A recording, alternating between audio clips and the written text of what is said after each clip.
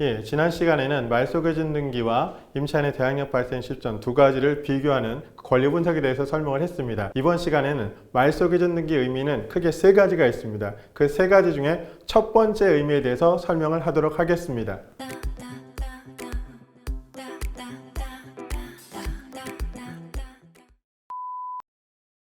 말소 기준 등기 의미 첫 번째. 말소 기준 등기 의미 첫 번째는 등기부 등본상 등기사항 전부 증명서라고 얘기합니다. 등기부 등본상 말소 기준 등기를 중심으로 혹은 기준으로 임차인의 보증금을 인수할 것인지 인수하지 않을 것인지에 대한 판단 기준이 됩니다. 즉, 임차인의 보증금을 인수한다는 얘기는 임차인이 대항력이 있다는 얘기입니다. 인수하지 않는다는 얘기는 임차인이 대항력이 없다는 얘기입니다. 임차인이 대항력이 있다고 해서 무조건 임차인의 보증금을 인수하는 건 아닙니다.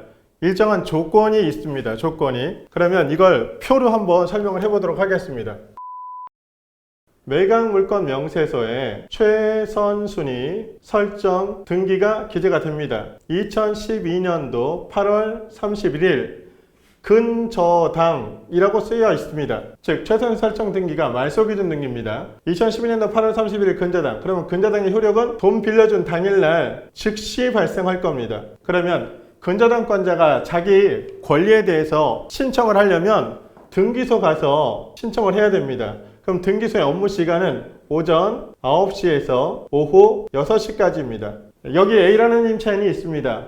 임차인의 전입신고 날짜가 2012년도 8월 30일입니다. 그러면 A의 대항력은 8월 31일 오전 0시에 발생합니다. 최선시 설정 등기보다 임차인의 대항력 발생 시점이 9시간이 빠릅니다. 이 경우에 A는 대항력이 있습니다. 그러면 원칙상 A의 보증금은 낙찰자 인수사항입니다. 이 A라는 임차인이 일정한 조건을 갖춥니다. A라는 임차인이 전입신고를 하고 계약서의 확정일자를 받고 법원에 배당 요구 종기일까지 배당을 신청했다 라고 하면 이 A는 요 1번, 2번, 3번 세 가지 조건을 충족하면 우선 변제권이라는 권리가 생깁니다.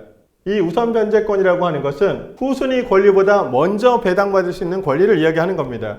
요 A라는 임차인이 보증금이 1억 원인데 1억 원을 배당해서 전액 다 배당받아갑니다. 이를 전액 배당자라고 얘기합니다. 전액을 다 배당받아가면 낙찰자가 추가로 인수할 금액은 없습니다. 그런데 A가 보증금이 1억 원인데 8천만 원만 배당을 받아간다. 즉 마이너스 2천은 미배당이다 라고 하면 A는 여전히 말소기준 등기보다 임차인의 대항력 발생 시점이 빠르기 때문에 A가 배당받지 못한 2천만 원은 낙찰자 인수사항입니다.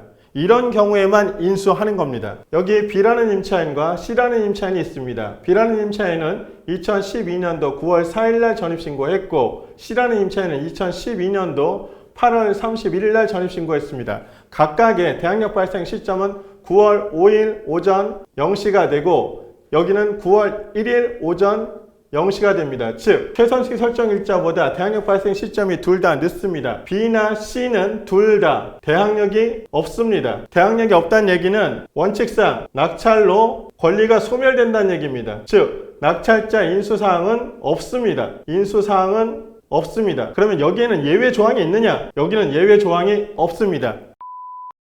다시 설명하자면 말소기준 등기 및 첫 번째는 등기부 등본상 등기사항 전부 증명서입니다. 말소기준 등기를 중심으로 해서 임차인의 보증금을 인수할 건지 인수하지 않을 것인지에 대한 판단 기준이 됩니다. 이게 말소기준 등기의 의미입니다. 오늘은 말소기준 등기의 의미 첫 번째에 대해서 설명을 했습니다. 다음 시간에는 두 번째, 세 번째에 대해서 설명을 하도록 하겠습니다.